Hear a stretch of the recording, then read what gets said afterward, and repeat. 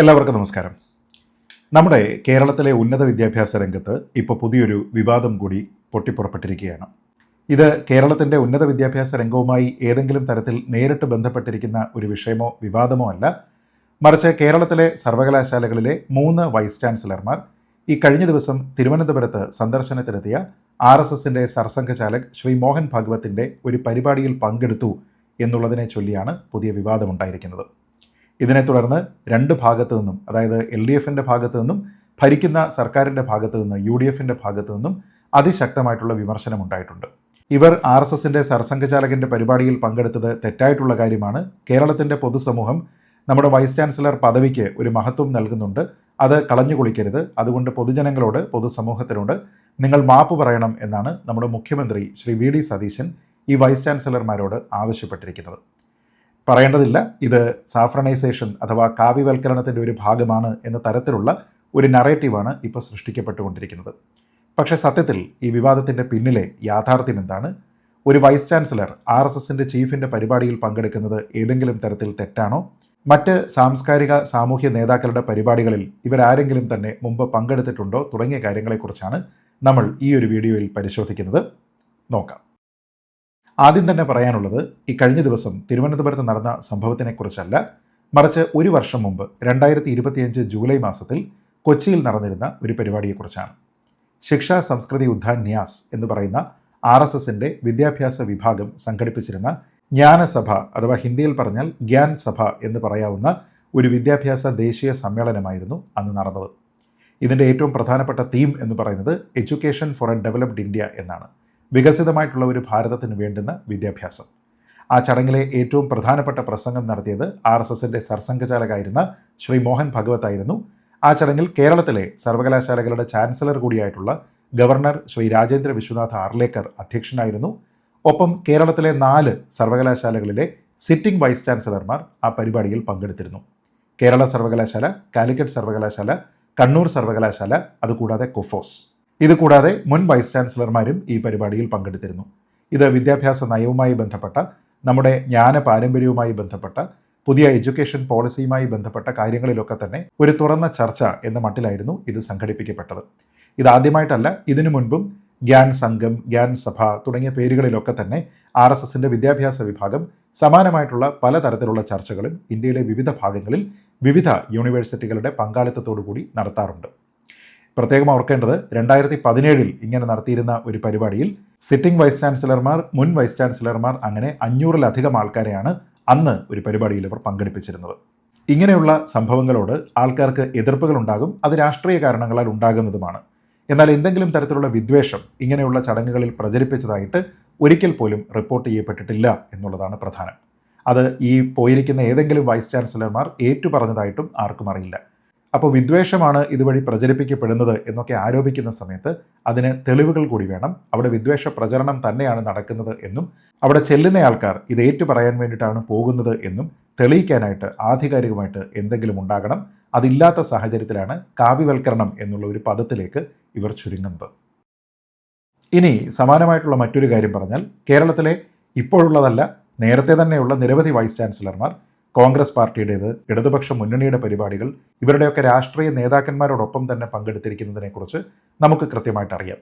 തന്നെയുമല്ല, vice chancellor പദവിയിലിരുന്ന് അവിടെ നടത്തിയിരുന്ന രാഷ്ട്രീയം കൊണ്ട് മാത്രം പേരെടുത്തിരിക്കുന്ന വൈസ് ചാൻസലർമാരെയും നമുക്കറിയാവുന്നതാണ്. ഇതിലേറ്റവും പ്രധാനമായി വിമർശകർ മനസ്സിലാക്കേണ്ടുന്ന കാര്യം, ഈ കഴിഞ്ഞ ദിവസം തിരുവനന്തപുരത്ത് നടന്ന ചടങ്ങ് യൂണിവേഴ്സിറ്റിയുടെ ഒരു ചടങ്ങല്ല, സംസ്ഥാന സർക്കാർ സംഘടിപ്പിക്കുന്ന ഒരു ചടങ്ങല്ല, മറിച്ച് അതൊരു സ്വകാര്യമായിട്ടുള്ള ചടങ്ങാണ്. ഒരു സ്വകാര്യ ചടങ്ങിൽ തൻ്റെ ഡ്യൂട്ടിയിലല്ലാത്ത സമയത്ത് പങ്കെടുക്കേണ്ടതിൻ്റെ പൂർണ്ണമായിട്ടുള്ള തീരുമാനം ഒരു വൈസ് ചാൻസലർ എന്ന വ്യക്തിക്ക് തന്നെയാണ്. അതുകൊണ്ട് തന്നെ അദ്ദേഹത്തിന് ഇഷ്ടമുള്ള സ്വകാര്യ ചടങ്ങുകളിൽ അദ്ദേഹത്തിന് പങ്കെടുക്കാം. ആ ചടങ്ങുകളൊന്നും തന്നെ രാഷ്ട്രീയ ചടങ്ങാകരുത് എന്നുള്ളതാണ് അഭികാമ്യമായിട്ടുള്ള കാര്യം. ഇവിടെയും ആലോചിച്ച് നോക്കുക, RSS എന്നത് ഒരു രാഷ്ട്രീയ സംഘടനയല്ല, മറിച്ച് അതൊരു സാമൂഹ്യ സാംസ്കാരിക സംഘടനയാണ്. സാംസ്കാരിക ദേശീയത എന്നുള്ള ഒരു ആശയമാണ് അവർ പ്രചരിപ്പിക്കുന്നത്. അതൊരു രജിസ്റ്റേർഡ് പൊളിറ്റിക്കൽ പാർട്ടി അല്ല എന്ന് നമുക്കറിയാം. അവരുടെ പൊളിറ്റിക്കൽ വിങ് ആണ് BJP എന്നതിനെക്കുറിച്ച് എല്ലാവർക്കും അറിയാം.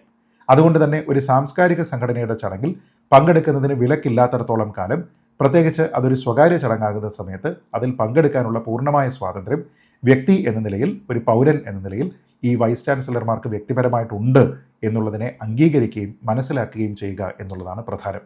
അതല്ലാതെ നമുക്ക് ഒരു പ്രത്യേകമായിട്ടുള്ള രാഷ്ട്രീയ കാഴ്ചപ്പാടുണ്ട്, ആ കാഴ്ചപ്പാടിനെ എല്ലാവരും ഇഷ്ടപ്പെട്ടുകൊള്ളണം, അതിനെ പ്രചരിപ്പിക്കുന്നതിന് വേണ്ടി അതുമായി ബന്ധപ്പെട്ട ചടങ്ങുകളിൽ മാത്രം എല്ലാവരും പങ്കെടുത്തുകൊള്ളണം എന്നൊന്നും തന്നെ നമ്മുടെ നാട്ടിലെ ഒരു രാഷ്ട്രീയ നേതാവിനും ഒരു ഭരണാധികാരിക്കും തീരുമാനിക്കാനായിട്ട് കഴിയില്ല.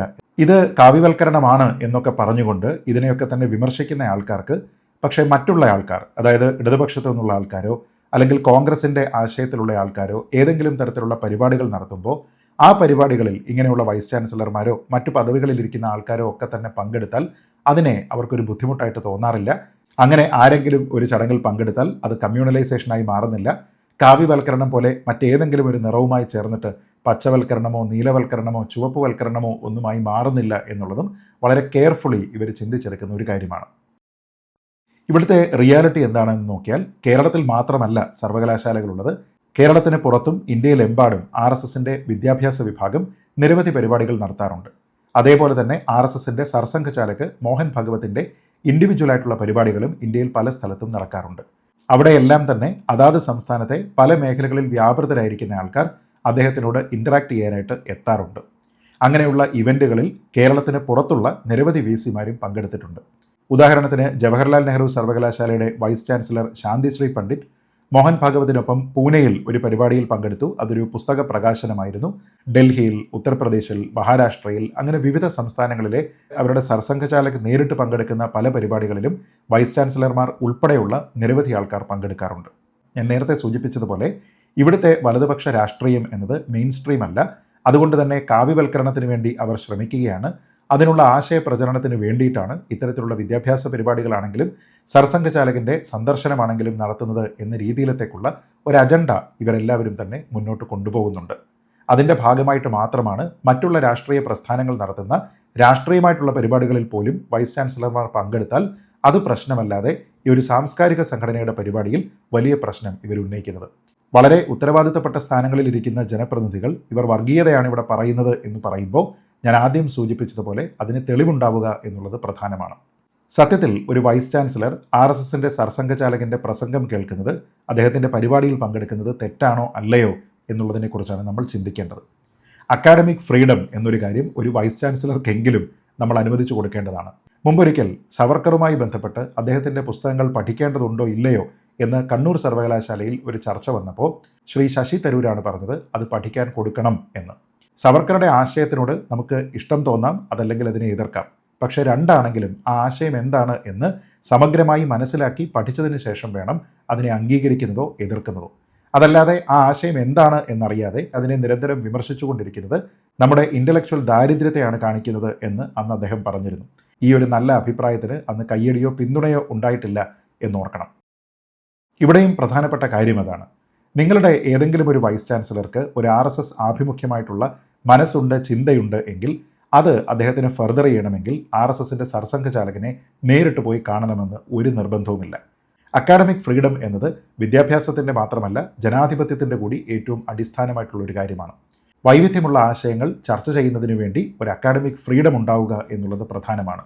അതുകൊണ്ട് തന്നെ വൈസ് ചാൻസലർമാർ അവിടെ പോയി എന്നുള്ളത് ഒരു തെറ്റോ കുറ്റമോ ആയിട്ടല്ല കരുതേണ്ടത്, മറിച്ച് അതിവിടെയുള്ള സാംസ്കാരിക ധാരകളെ മനസ്സിലാക്കുന്നതിന് ഉപകരിക്കും എന്ന നിലയിൽ വേണം അതിനെ കാണാൻ.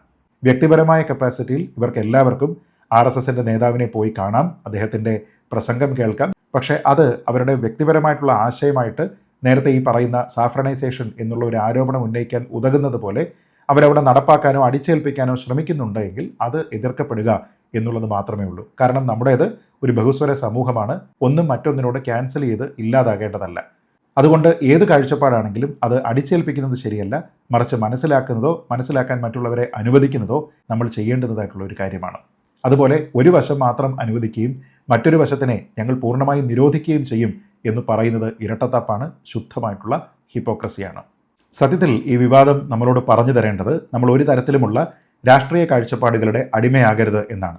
സാംസ്കാരികത എന്താണ്, രാഷ്ട്രീയം എന്താണ് എന്നതിനെക്കുറിച്ച് കൃത്യമായ ബോധ്യം നമുക്കുണ്ടാകണം. നമുക്ക് കീഴിൽ ജോലി ചെയ്യുന്ന ഒരാൾ ഏതെങ്കിലും ഒരു രാഷ്ട്രീയ പ്രത്യയശാസ്ത്രത്തിൽ വിശ്വസിക്കുന്നത് കൊണ്ടോ അയാൾ ഏതെങ്കിലും തരത്തിലുള്ള പുസ്തകം വായിക്കുന്നത് കൊണ്ടോ എൻ്റെ രാഷ്ട്രീയം അപകടത്തിലാണ്, അത് റദ്ദ് ചെയ്യപ്പെട്ടു പോകും എന്നുള്ള ഒരു ചിന്തയുണ്ടെങ്കിൽ നമ്മൾ നമ്മുടെ റൂട്ട്സിൽ അത്ര സ്ട്രോങ് അല്ല എന്ന് വേണം മനസ്സിലാക്കാൻ. നമ്മുടെ വൈസ് ചാൻസലർമാർ വ്യത്യസ്തമായിട്ടുള്ള ആശയങ്ങൾ കേൾക്കട്ടെ, പക്ഷേ ക്രിട്ടിക്കലായിട്ടുള്ള ഒരു ഡിസ്റ്റൻസ് നിലനിർത്തി ഞാൻ നേരത്തെ സൂചിപ്പിച്ചതുപോലെ ഒന്നിനെയും എങ്ങും എൻഡോഴ്സ് ചെയ്യാനോ അടിച്ചേൽപ്പിക്കാനോ ശ്രമിക്കാതെ ഈ പറയുന്ന കാര്യങ്ങളുടെ എല്ലാം തന്നെ ഉള്ളടക്കം പരിശോധിച്ച് അവരുടെ ഇൻ്റലക്ച്വൽ സ്പേസ് വർദ്ധിപ്പിക്കുന്നതിന് അവർ ശ്രമിക്കട്ടെ. ഇനി ഇങ്ങനെയുള്ള ചടങ്ങുകളെക്കുറിച്ച് രാഷ്ട്രീയമായിട്ടുള്ള ആരോപണങ്ങൾ ഉന്നയിക്കുമ്പോൾ ഏതെങ്കിലും തരത്തിലുള്ള വർഗീയത, ഏതെങ്കിലും തരത്തിലുള്ള സാംസ്കാരിക വിഭജനം ഈ ചടങ്ങുകളോ ഇവരുടെ സംസാരങ്ങളോ പ്രോത്സാഹിപ്പിക്കുന്നുണ്ടോ എന്നുള്ളതിനെക്കുറിച്ച് പരിശോധിക്കുക എന്നുള്ളതാണ് പ്രധാനം. ഇങ്ങനെയുള്ള ഇരട്ടത്താപ്പുകളെല്ലാം മാറ്റിവെക്കുക, എല്ലാ ആശയങ്ങളും തുറന്ന അക്കാദമിക് ചർച്ചയ്ക്ക് വിധേയമാക്കുക, അക്കാദമിക് സ്വാതന്ത്ര്യം സംരക്ഷിക്കപ്പെടുക. അങ്ങനെയാണെങ്കിൽ മാത്രമേ നമ്മുടെ യൂണിവേഴ്സിറ്റികൾ മികച്ചതാവുകയുള്ളൂ എന്ന് നമ്മൾ മനസ്സിലാക്കണം. കേരളത്തിലെ യൂണിവേഴ്സിറ്റികൾ കേന്ദ്ര സർക്കാരിൻ്റെയും സംസ്ഥാന സർക്കാരിൻ്റെയും ഫണ്ട് ഉപയോഗിക്കുന്ന യൂണിവേഴ്സിറ്റികളാണ്. ഇവിടുത്തെ അക്കാദമിക് രംഗത്ത് ബൗദ്ധിക വൈവിധ്യമാണ് ഉണ്ടാകേണ്ടത്, അതല്ലാതെ ഏകശിലാരൂപമല്ല. അതുകൊണ്ട് തന്നെ ആ വൈവിധ്യം രാഷ്ട്രീയ സാംസ്കാരിക രംഗങ്ങളിൽ സംരക്ഷിക്കപ്പെടുക എന്നുള്ളത് പ്രധാനമാണ്. അതല്ലാതെ ഭരിക്കുന്ന ആൾക്കാരുടെ താല്പര്യത്തിനും അവരുടെ കാഴ്ചപ്പാടിനും അനുസരിച്ചിട്ടുള്ള കാര്യങ്ങൾ മാത്രമേ നമ്മുടെ കീഴിലുള്ള ആൾക്കാരും തുടരാൻ പാടുള്ളൂ എന്നുള്ള ശാഠ്യം നല്ലതല്ല. അത് ഏകാധിപത്യ പ്രവണതയാണ്. അതുകൊണ്ട് തന്നെ നമ്മുടെ കാഴ്ചപ്പാട് ചോദ്യം ചെയ്യാനാവാത്ത വിധം എപ്പോഴും ശരിയായിരിക്കും എന്നും മറ്റുള്ളവരുടെ കാഴ്ചപ്പാട് എപ്പോഴും ചോദ്യം ചെയ്ത് പരാജയപ്പെടുത്തേണ്ടുന്ന, റദ്ദ് ചെയ്യേണ്ടുന്ന ഒന്നാണ് എന്ന മട്ടിലുമുള്ള തെറ്റായിട്ടുള്ള ചിന്ത മാറേണ്ടുന്ന സമയം അതിക്രമിച്ചിരിക്കുന്നു എന്ന് മാത്രം പറഞ്ഞുകൊണ്ട് വൈസ് ചാൻസലർമാർക്ക് പൂർണ്ണമായ ഇൻ്റലക്ച്വൽ ഫ്രീഡം ഉണ്ടാകട്ടെ എന്ന് മാത്രം പ്രത്യാശിച്ചുകൊണ്ട് ഈ വീഡിയോ അവസാനിപ്പിക്കുന്നു. ജയ് ഹിന്ദ്.